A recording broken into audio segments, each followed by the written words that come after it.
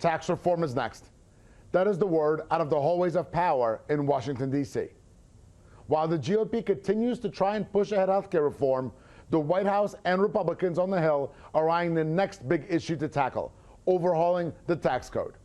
Just as they have done with healthcare, Republicans want to reform the tax code through a process called reconciliation, allowing them to pass the legislation with a simple majority in the Senate. The catch? Republicans must first pass a budget in Congress in order to allow them to move forward with the tax reform plan. That may seem like an easy task, but Congress has found it very difficult in recent years. The House Budget Committee released its 2018 budget earlier this week. It passed in committee Wednesday night. The plan proposes to ramp up defense spending while requiring substantial cuts to the social safety net and other domestic programs, including Medicare and food stamps. It is currently unclear whether there is enough support in the GOP alone for the budget. Like we saw with healthcare reform, both the conservative and moderate Republicans have deep concerns. Conservatives don't think this budget goes far enough in cutting spending.